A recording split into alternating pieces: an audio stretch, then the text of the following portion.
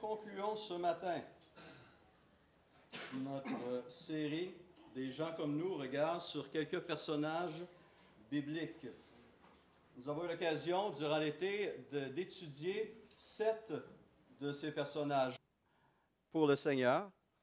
On a vu aussi dans l'Ancien Testament une non-juive qui s'est associée au peuple d'Israël, Ruth, et qui a été inclus dans le plan du salut, devenant l'arrière-grand-mère du roi David et à travers David de Jésus-Christ.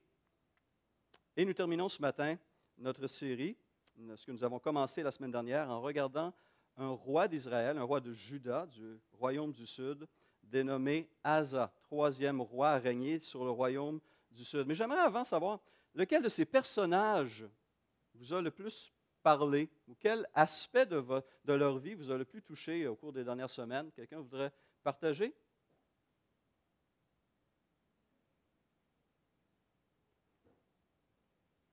Ou pas du tout? Oui, c'est ça. Oui? L'histoire de Ruth, c'est vraiment une histoire qui est pas désuet, qui est quelque chose de vraiment... de voir l'amour de Dieu pour cette femme-là, ce qu'elle a vécu en dehors du peuple de Dieu, mais qui a été inclus par l'amour de Dieu. Puis l'amour elle a perdu ses deux fils, mais sa belle-fille qui est demeurée fidèle avec elle jusqu'à la fin.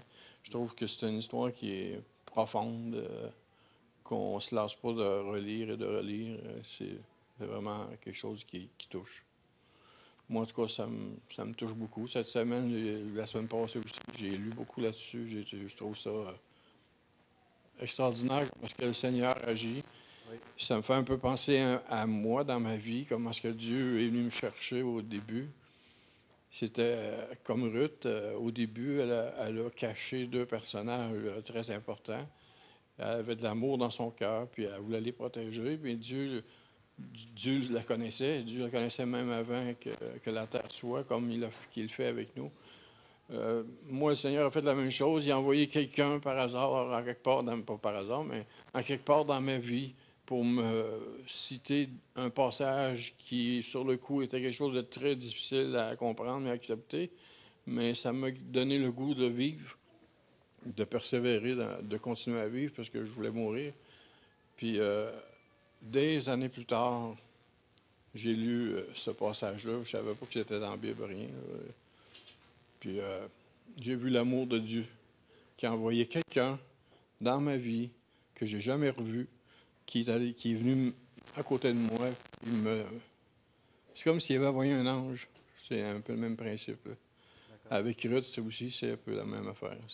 Merci. Ruth, on résumait sa vie ainsi. Des personnes, des gens ordinaires qui vivent des choses ordinaires, des joies, des tristesses, des gains, des tragédies, mais de façon extraordinaire.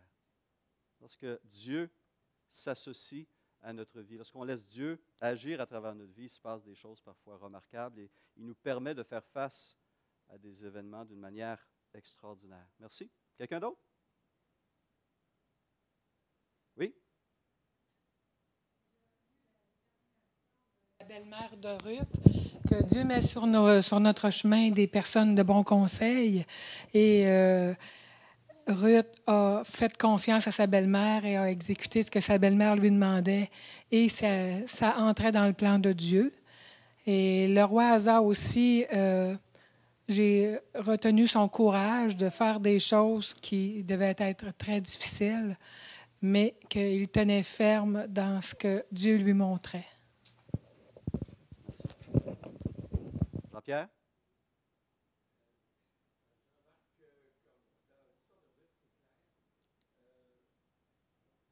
Dans l'histoire de Ruth, il y a une chose, les Juifs sont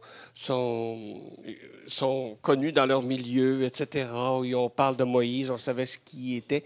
Mais Ruth, elle est arrivée de nulle part. Aucune généalogie, une grande étrangère.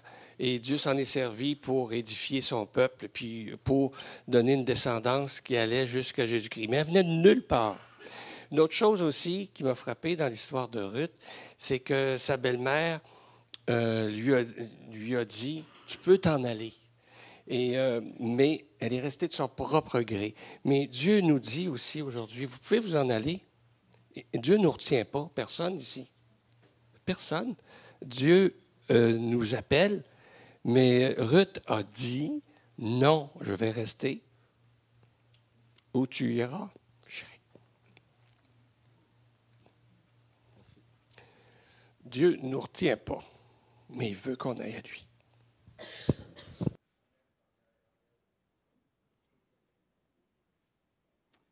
Nina et Jean-Philippe, et on termine avec ces deux.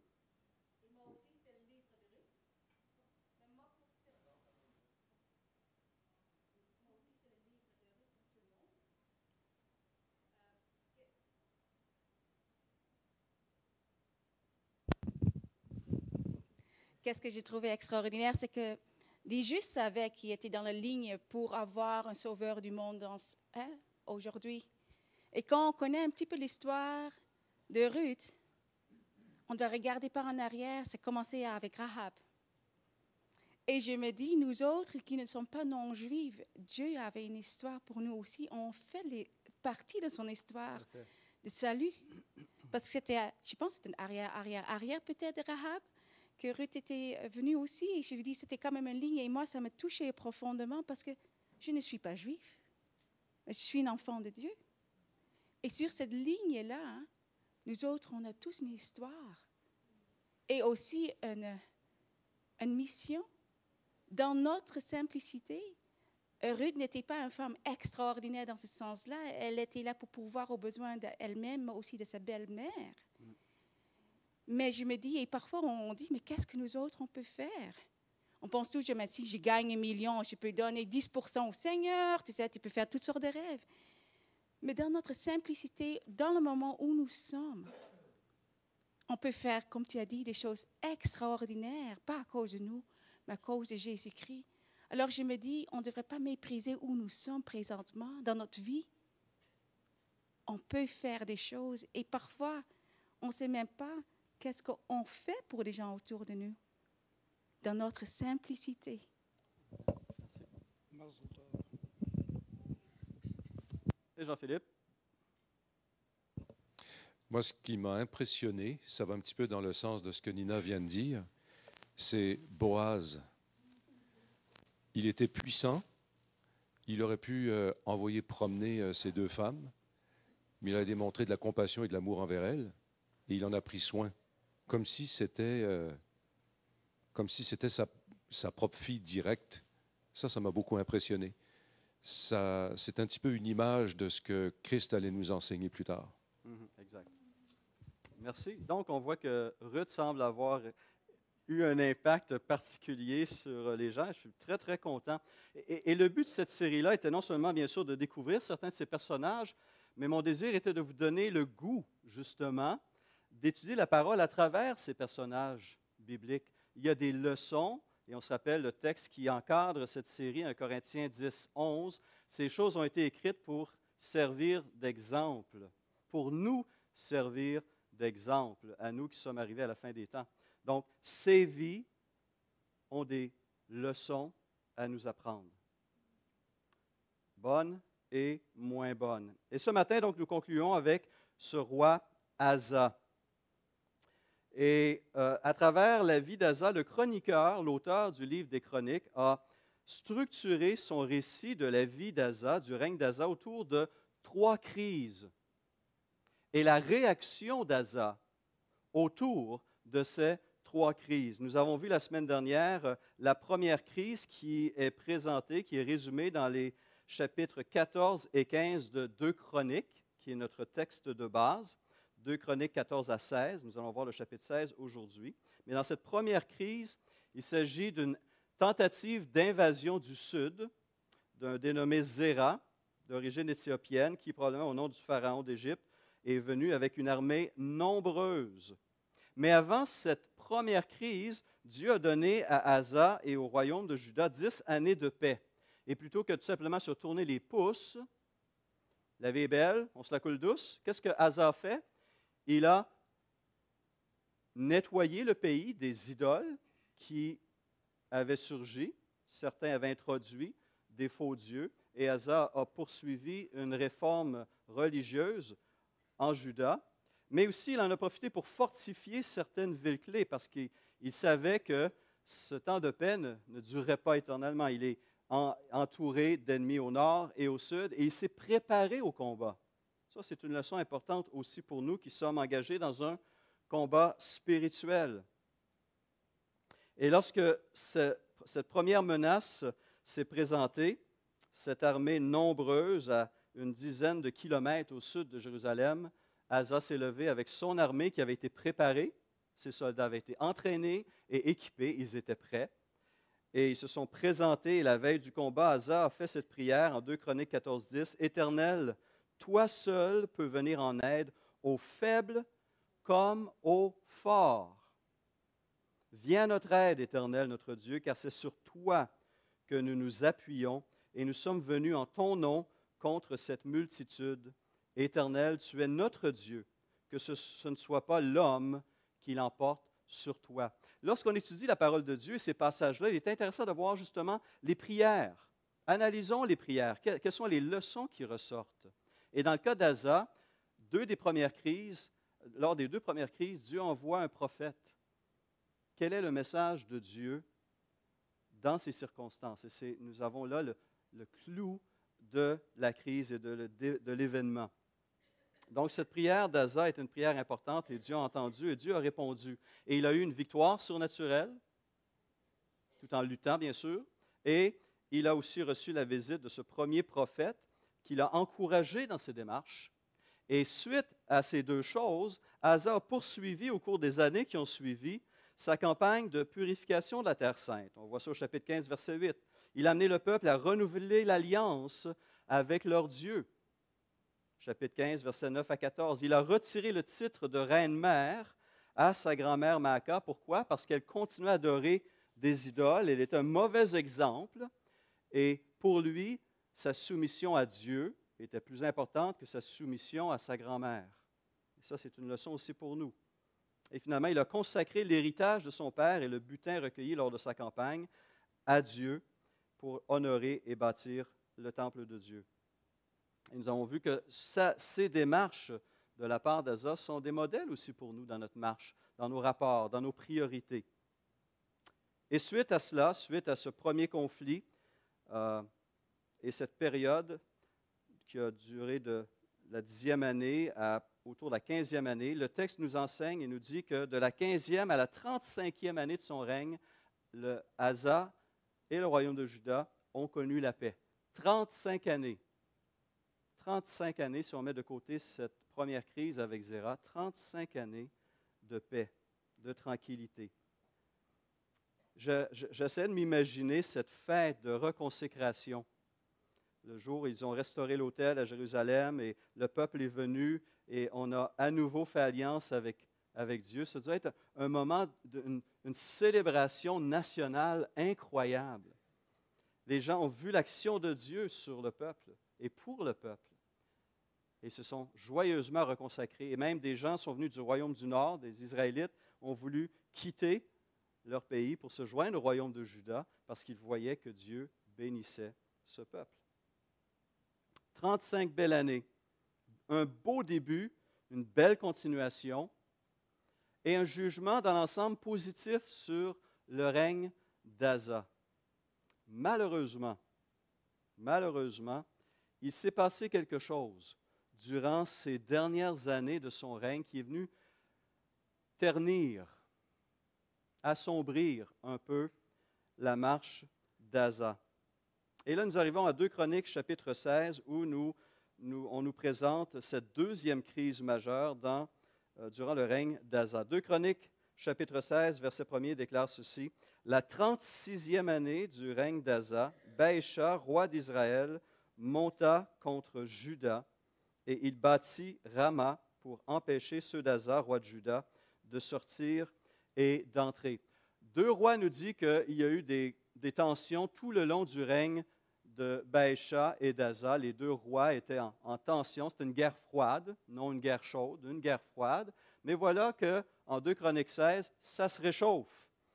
Baécha fait une démarche et vient menacer le royaume du sud. La ville de Rama, qui était sous contrôle israélite, donc le royaume du nord de Baécha, se trouvait à environ une dizaine de kilomètres au nord de Jérusalem, donc tout près de la frontière entre les deux royaumes. Rama était sous contrôle donc de Baécha et il décide de fortifier cette ville, cette forteresse qui était un endroit stratégique. Et on comprend qu'il l'a fait pour plusieurs raisons. Entre autres, pour ralentir le flot nord-sud, empêcher ses propres citoyens de fuir.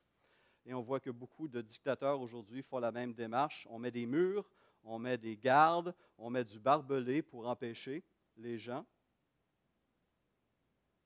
Mais il le fait aussi pour mettre une pression économique, parce que c'était une route, Rama contrôlait une route commerciale importante.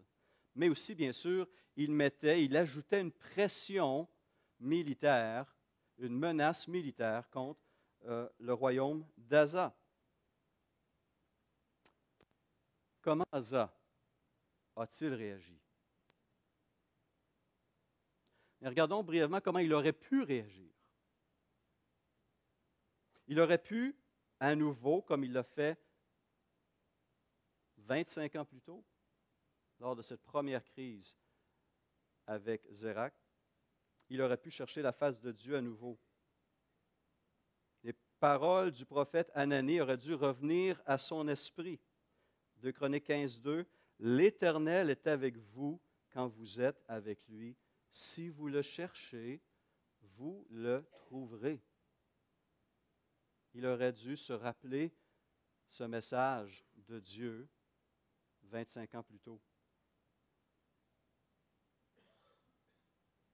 Il aurait pu donc manifester sa foi à nouveau dans le secours de l'Éternel devant cette menace qui était en fait bien moindre que celle de Zéra, qui venait avec une forte armée, puis la menace était imminente, était directe, son territoire était envahi. Il aurait dû se rappeler l'engagement qu'il avait pris avec le peuple, de chercher l'Éternel de tout leur cœur et de toute leur âme. 2 Chroniques 15, 12. Il aurait pu convoquer une sainte assemblée, confesser les péchés du peuple et demander l'intervention de Dieu. Nulle part voit-on cela dans la réaction d'Asa. Asa aurait pu tout simplement entreprendre des discussions avec Baécha pour diminuer la tension et arriver à un compromis politique. C'est un homme maintenant d'expérience. Il avait plusieurs années de règne derrière lui. Il savait comment régner, comment diriger. Ou il aurait pu carrément laisser Baécha fortifier Rama. Plusieurs options se présentaient à lui. Mais ce qui ressort, c'est que Dieu n'était pas présent dans les démarches qu'il entreprise. Asa semble être devenu négligent au cours des années dans sa marche, ses rapports avec son Dieu. Et encore une fois, ici, cette crise révèle devant Dieu et devant les hommes ce qui est dans le cœur, dans l'âme d'un individu. Alors, qu'est-ce qu'Asa a fait? Pas de bonne chose. De un, comme je l'ai mentionné, il a gardé Dieu à l'écart. Dieu n'a pas été sollicité dans cette crise politico-militaire qui se présentait à lui, contrairement à la première crise. Peut-être qu'il s'est dit, bon, bien, quand Zéra a attaqué, j'étais tout jeune, je n'avais pas d'expérience, et c'était une grande armée. Maintenant, je suis beaucoup plus mature, je suis plus fort, j'en connais plus, Dieu, dérange-toi pas, je m'en occupe. Peut-être. Peut-être qu'il se pensait qu'il n'avait pas besoin de Dieu.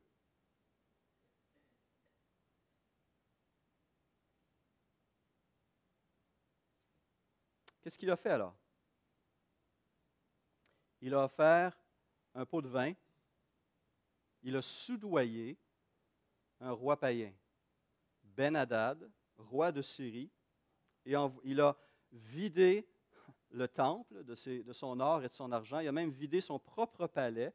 Ça doit être une somme incroyable pour soudoyer ce roi et l'amener à violer l'alliance qui le liait avec le roi d'Israël, Baïcha, et d'attaquer le nord d'Israël, forçant Baïcha à quitter Rama pour aller protéger son royaume vers le nord et abandonner son projet de construction. Et vous savez quoi?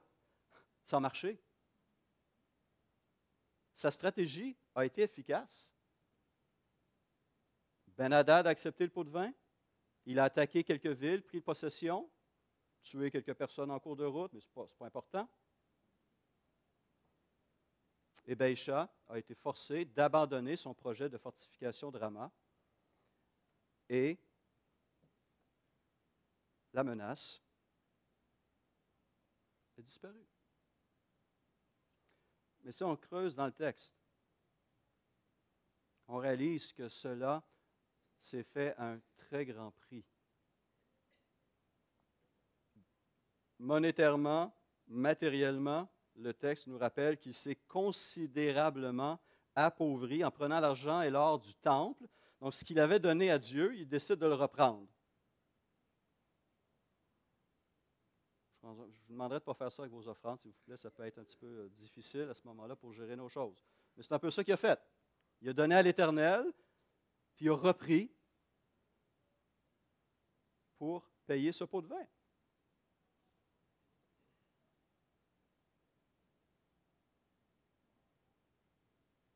Et c'est intéressant de voir, non seulement il a dû payer très cher pour cette victoire d'apparence, mais regardons ce qu'il a reçu en retour. C'est quoi son butin de guerre? On se rappelle, lors de ce premier combat, en 2 Chroniques 14, 10, Asa et son peuple, donc dans cette première crise, la 10e année de son règne, Asa et son peuple firent un très grand butin. Ils frappèrent toutes les villes, les environs de Guérar, car la terreur de l'Éternel s'était emparée d'elle, et ils pillèrent toutes les villes, dont le butin fut considérable. Ils frappèrent aussi les tentes des troupeaux, et ils emmenèrent une grande quantité de brebis et de chameaux à Jérusalem. Donc, cette première guerre livrée avec l'aide de Dieu et qui a été victorieuse a enrichi Asa et le royaume d'une manière considérable. Quel est le butin de guerre lors de ce dernier conflit? Du bois et des pierres. Asa a mobilisé tout le peuple pour aller chercher le bois et les pierres que Baïcha avait mis à Rama pour fortifier d'autres villes. Ça fait pitié un petit peu comme butin de guerre comparé à tout ce qui avait été recueilli la première fois. Mais non seulement ça, mais Dieu envoie un prophète, Hanani, suite à cette décision, cette démarche politique d'Asa, et lui fait dire ceci. Nous sommes ici en 2 Chroniques 16, verset 7. Dans ce temps-là, Hanani, le voyant, alla auprès d'Asa, roi de Juda, et lui dit, « Parce que tu t'es appuyé sur le roi de Syrie et que tu ne t'es pas appuyé sur l'Éternel ton Dieu, l'armée du roi de Syrie s'est échappée de tes mains. Les Éthiopiens et les Libyens ne formaient-ils pas une grande armée avec des chars et une multitude de cavaliers? Et cependant, l'Éternel les a livrés entre tes mains parce que tu t'étais appuyé sur lui. Car l'Éternel étend ses regards sur toute la terre pour soutenir ceux dont le cœur est tout entier à lui. Tu agis en insensé dans cette affaire, car dès à présent, tu auras des guerres. » Pas encourageant. Asa, en faisant comme il a fait, a peut-être eu une petite victoire, mais le prophète lui dit que s'il avait fait appel à l'Éternel, il aurait une bien plus grande victoire. On se rappelle que Baïcha était lié à Ben-Hadad par un traité. Et donc, si Baïcha avait attaqué Asa, Ben-Hadad se serait certainement joint à ce combat, et le prophète lui annonce que s'il avait cherché l'Éternel, il aurait été victorieux sur ces deux rois. Mais là, il a réveillé une bête qui dormait, et ce Ben-Hadad va être une source de problèmes, et le royaume de Syrie va être une source de problèmes pendant plusieurs années.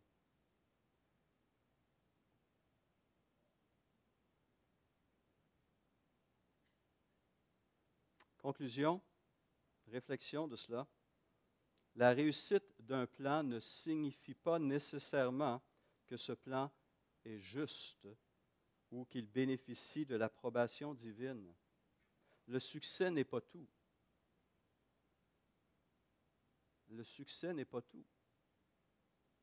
L'obéissance est plus importante.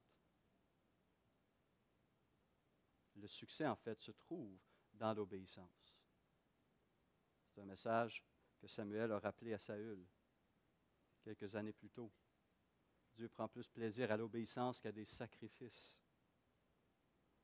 La parole de Jérémie 17,5 s'applique très bien à la situation d'Asa. Ainsi parle l'Éternel, maudit soit l'homme qui se confie dans l'homme, qui prend la chair pour appui et qui détourne son cœur de l'Éternel. Alfred Kuhn, fait le constat suivant en regardant la vie et ce conflit.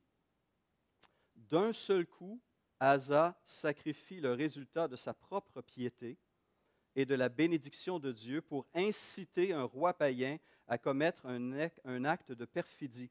Cette intervention de Ben-Hadad dans les affaires d'Israël aura des conséquences désastreuses dans les siècles à venir. Et Kuhn ajoute, faire appel à Ben-Hadad, c'était ne pas avoir assez confiance dans l'aide de Dieu. Asa a eu un règne glorieux pendant 35 ans. La main de Dieu était sur lui. Il a cherché la face de Dieu. Il a amené le peuple à se reconsacrer lors d'une fête religieuse. Il a démontré un courage, un amour pour Dieu et l'alliance.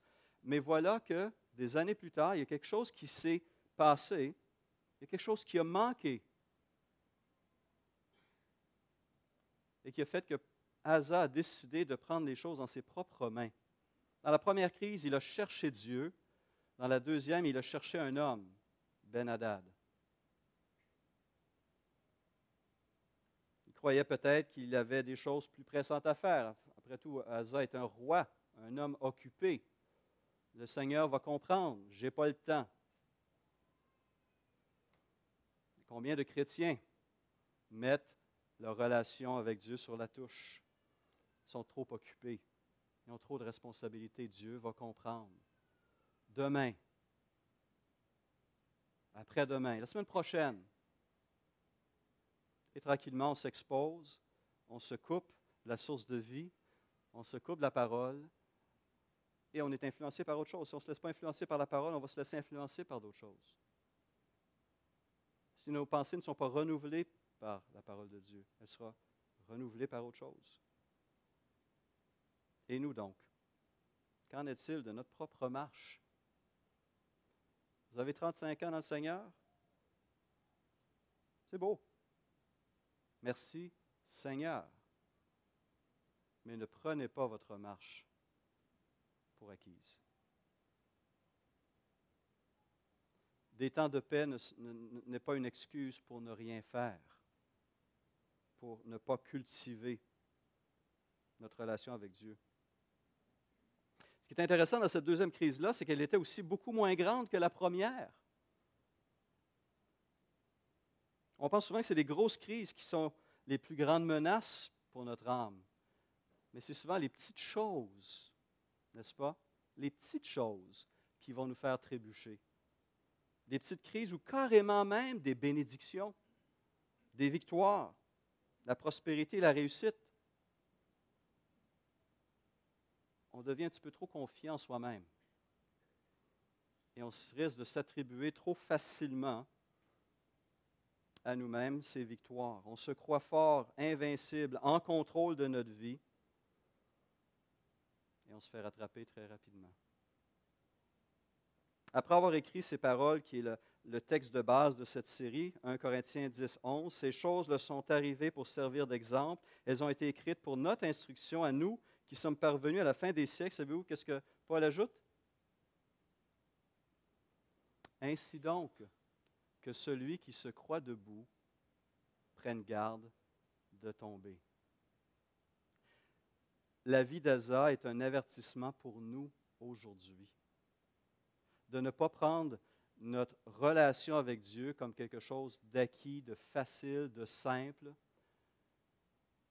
que je dois cultiver cette relation, parce que sinon, dans la bénédiction comme dans la malédiction, dans la joie comme dans la tristesse, je peux me rendre vulnérable et prendre des moyens qui ne sont pas ceux que Dieu voudrait.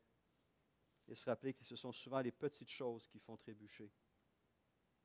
Hazar a dû se rappeler sa propre prière faite 25 ans plus tôt. Éternel, toi seul peux secourir celui qui a beaucoup de force, comme celui qui n'en a pas. Ce n'est pas seulement quand on est faible qu'on a besoin de Dieu, c'est aussi quand on est fort, justement pour préserver notre cœur d'orgueil, d'attitude. Et Dieu a envoyé son porte-parole, Anani, pour rappeler ce roi à l'ordre et lui rappeler que la fin ne justifie pas les moyens. Et Asa n'a pas bien accueilli ces paroles. Le texte nous dit qu'il a fait emprisonner le prophète. Verset 10 du chapitre 16, Asa fut irrité contre le voyant et le fit mettre en prison parce qu'il était en colère contre lui. Et dans le même temps, Asa opprima aussi quelques-uns du peuple. Donc, il y a quelque chose qui s'est passé. Est-ce que ces quelques-uns du peuple lui reprochaient sa politique extérieure avec Baïcha et Ben-Hadad, ou est-ce qu'ils lui reprochaient son traitement du voyant Anani? On ne le sait pas, mais clairement, malgré cet avertissement de Dieu, malgré l'envoi de ce serviteur de Dieu, Asa s'est endurci plutôt que de se repentir. Et on voit avec ces deux crises, ces deux premières crises dans la vie d'Asa, deux manières totalement différentes de réagir à la parole de Dieu. Soit en prenant au sérieux cette parole, en s'y soumettant, parce qu'elle est parole de Dieu et a autorité, ou en refusant ses avertissements, ses appels, ses exhortations. Alors, c'est bien facile de recevoir des compliments et des encouragements quand ça va bien. Mais si je me détourne et j'ai besoin d'être appelé à l'ordre, c'est plus difficile de recevoir ces exhortations. Dans le cours Matthieu son disciple, ce cours de préparation au baptême, lorsqu'on parle de l'Église, la leçon sur l'Église, je rappelle toujours qu'il y a ce processus d'encouragement, d'édification et d'exhortation qui doit se vivre dans une communauté qui est saine. On s'encourage mutuellement, on se soutient mutuellement, on s'exhorte aussi. Parce que la vie de mon frère, c'est mes affaires. La vie de ma sœur, c'est mes affaires. Et je leur dis, peut-être un jour, je vais aller vous voir. Et j'aurai des paroles que vous n'aimerez pas entendre. Mais s'il vous plaît, recevez-le dans l'esprit de la parole de Dieu. Et avant de réagir, posez-vous la question, est-ce que c'est de Dieu ou pas? Est-ce que j'ai besoin d'entendre ces paroles dures? Et je le dis, je l'ai dit à ces gens, je vous le dis à vous, peut-être un jour c'est vous qui allez venir me voir aussi, pour me rappeler à l'ordre. Je suis comme vous. On a besoin les uns des autres. On a vraiment besoin les uns des autres. On dépend les uns des autres. On est des créatures, nous sommes des créatures sociales. Dieu nous a créés comme ça. Et encore plus, cette réalité de la nouvelle communauté de Christ, l'Église.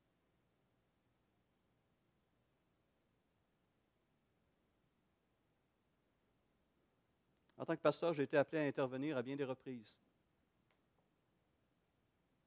Et parfois, c'est pénible. Parfois, c'est attristant. On va voir une personne qui a décidé d'aller dans une voie que la Bible condamne et qui va lui faire un tort énorme. Et la personne vous dit, « Ah ben moi j'ai la paix avec ça. » Comme si tout simplement un sentiment de bien-être était la seule mesure pour déterminer la justesse d'une action. Je peux prendre 3 verres de bière et puis me sentir très bien et puis faire des choses que je vais regretter amèrement plus tard. Je peux prendre des décisions qui, sur le coup, semblent stimulantes, excitantes, qui semblent goûter bien, bon, mais qui après devient amer. On le sait, ça. On le sait très bien. et on s'entête. Une de ces personnes que je reprenais avec la parole me rappelle cette réponse. Je la connais, la Bible, tu n'as pas besoin de me la montrer. Je la connais. Fermé à l'autorité de la parole de Dieu sur sa vie. Et dans cette conversation, cette personne m'a dit, bien, le Seigneur va me diriger. Et je lui ai répondu avec douceur et respect, il t'a déjà dirigé. Tu refuses sa direction.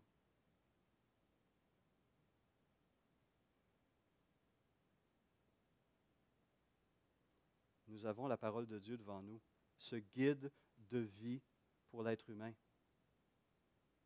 Vivre selon les principes de la parole produit la vie, nourrit la vie, la paix. Une assurance inébranlable. Mais suivre simplement mes émotions, mon cœur, mes désirs, plutôt que de chercher la face de Dieu, peut avoir des conséquences tragiques.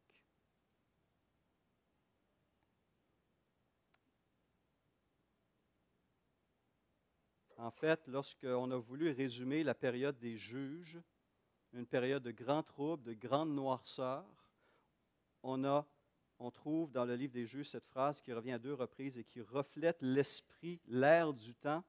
Chacun faisait ce qui lui semblait bon. Chacun faisait ce qu'il jugeait bon, plutôt que de chercher l'Éternel. Et c'est ce qu'Asa, malheureusement, a fait lors de cette deuxième crise. Finalement, la troisième crise est mentionnée très, très brièvement, 2 ans avant la mort d'Asa, sa 39e année de règne.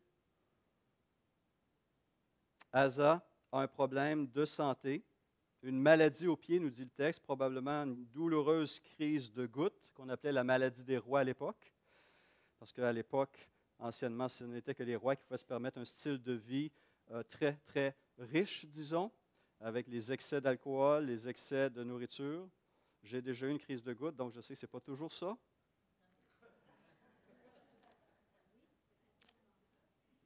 Et je sais que c'est douloureux, je vous le confirme. Mais il est vrai que c'est souvent lié à un style de vie abusif. Autant la nourriture que l'alcool. Et il semblerait que c'est ce qui a frappé Asa, la 39e année de sa vie. Asa, 2 Chroniques 16, 11. Les actions d'Asa, les premières et les dernières, sont écrites dans le livre des rois de Juda et d'Israël. La 39e année de son règne, Asa eut les pieds malades au point d'éprouver de grandes souffrances, même pendant sa maladie. Même pendant sa maladie, il ne chercha pas l'Éternel, mais, le mais est important, il consulta les médecins.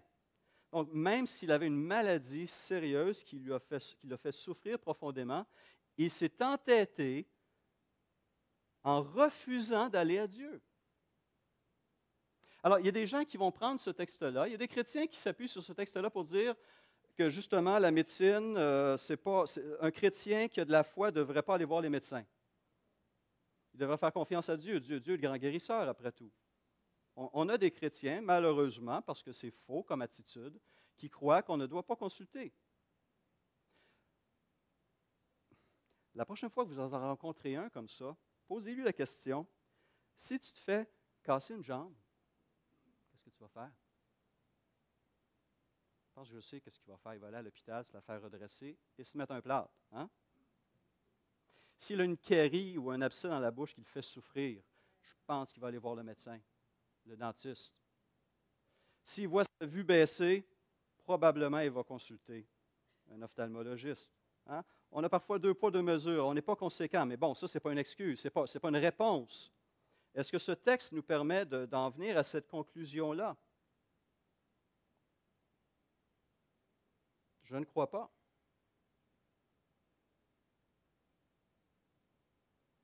En fait, ceux qui s'opposent aux traitements médicaux devraient reconnaître, comme le fait Alfred Kuhn dans son encyclopédie des difficultés bibliques, que l'Écriture parle aussi de manière positive de ceux dont le métier est de guérir.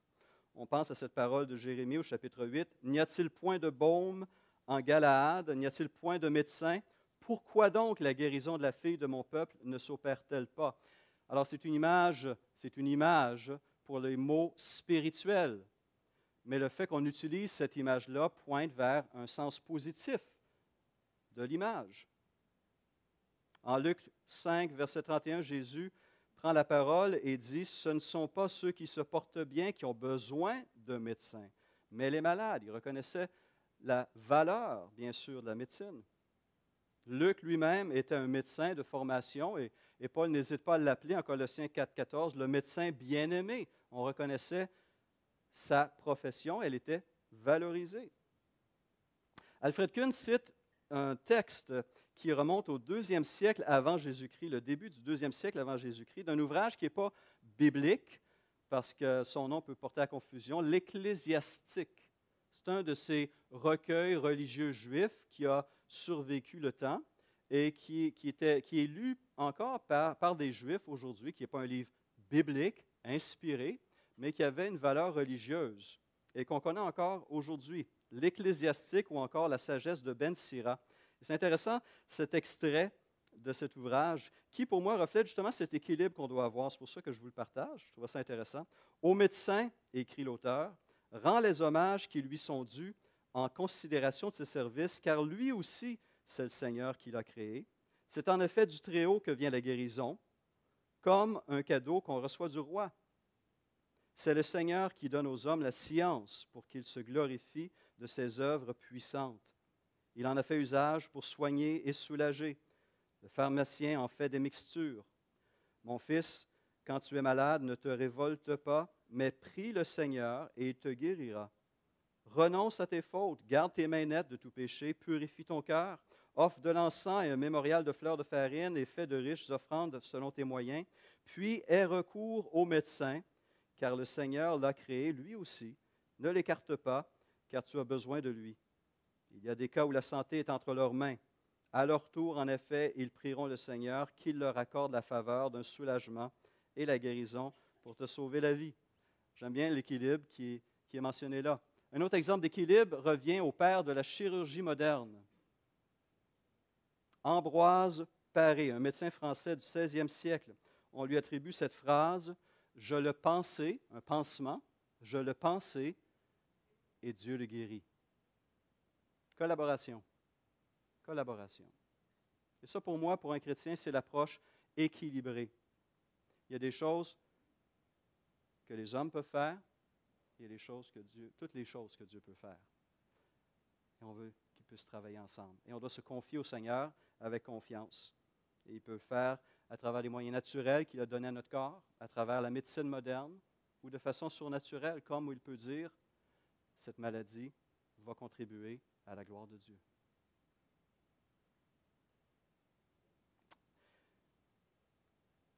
Alors, quel est le problème avec la démarche d'Asa? Bien, la traduction du Sommeur du mot médecin nous aide, nous met la puce à l'oreille. Ils utilisent plutôt le mot guérisseur plutôt que médecin. Et la Bible a noté, fournit cette explication. Les médecins, littéralement les guérisseurs, sont mentionnés avec désapprobation à cause des incantations et de la magie qui se mêlaient à leur art. C'est ce côté ténébreux de l'art médical d'alors, directement opposé à la vraie recherche de l'Éternel, qui est condamné ici, mais non pas l'art médical lui-même. Et Kuhn conclut avec cette remarque, conclut ce passage avec cette remarque. Ici, Asa est blâmé par le chroniqueur parce qu'au lieu de s'adresser à Dieu, il n'a eu recours qu'à des hommes qui utilisaient des pratiques plus ou moins occultes pour guérir les gens. Il y en a qui ont été voir l'exposition L'Égypte magique au Musée de la Civilisation. Vous avez certainement remarqué, justement, on veut montrer à quel point la magie était omniprésente dans la culture égyptienne d'alors. Et on connaît qu'à l'époque, les médecins égyptiens étaient reconnus, avaient une réputation internationale. Et ils utilisaient non seulement des techniques médicales de l'époque, mais ils se servaient aussi d'incantations et de formules magiques. Ils mélangeaient ces deux choses. Et c'est ce mélange auquel Asa s'est certainement tourné pour trouver la guérison plutôt que de chercher la face de Dieu. Malheureusement, encore aujourd'hui, les charlatans courent nos rues et des chrétiens courent après. Je le dis clairement. Il y a des choses qu'on entend, des techniques soi-disant médicales ou spéciales, ou bref. Récemment, 2 semaines, la semaine dernière, le Journal de Québec parlait d'un de ses guérisseurs, Jean-Paul Lavoie, qui se disait guérisseur en médecine quantique. Vous regarderez ça. Et qui venait de se faire interdire par la Cour supérieure de Québec de pratiquer la médecine. Il s'était fait pincer par une dame qui s'était fait passer pour une cliente qui avait un cancer. Et après avoir analysé cette cliente avec une machine spéciale qui s'était fabriquée, Lavoie lui a prescrit un lavement au café.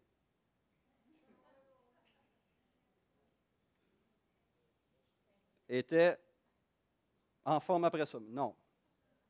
Et ça, c'est un exemple. C'est un exemple. Il y en a qui sont prêts à faire bien plus loufoque que ça encore. Et je sais qu'on est touché dans notre corps, on cherche le soulagement, mais on doit faire attention où on cherche. Est-ce que le Seigneur est là en premier? Est-ce qu'il nous dirige dans ces démarches? Donc, et dans cela, c'est intéressant, une petite note fascinante, Asa a perdu son identité même. Vous savez pourquoi? Parce que le nom Asa veut dire guérisseur, est un diminutif de Asaya, qui veut dire l'Éternel a guéri. Son propre nom devait lui témoigner. Il était tellement rendu aveugle. Donc, après avoir analysé la vie d'Asa, on a besoin de se questionner soi-même. C'est merveilleux de commencer la vie chrétienne avec enthousiasme, avec zèle, avec une vie de service et de poursuivre pendant des années, mais on doit faire attention. On doit veiller à constamment nourrir et cultiver sa relation avec le Seigneur et avec le peuple de Dieu aussi. On a besoin, je le répète, les uns des autres. Et nous ne devons pas nous appuyer sur nos victoires passées, mais continuer à cultiver cette relation, sinon de nouvelles idoles risquent de surgir dans notre jardin intérieur. Et on va le regretter amèrement. Et Asa nous rappelle une dernière leçon. Quoiqu'il a commencé en reconnaissant la seigneurie de Dieu sur tous les domaines de sa vie, dont sa vie professionnelle, politique, vers la fin de sa vie, il a séparé le domaine spirituel, comme si c'était un domaine à part, de sa vie politique, professionnelle, de sa vie physique, médicale. Le Seigneur doit être Seigneur de tout. Ma vie financière, ma vie sexuelle, ma vie sociale, ma vie ecclésiale, ma vie professionnelle, dans tous ces domaines. Il doit être Seigneur de tout. Sinon, il ne l'est pas du tout. Asa nous rappelle cela.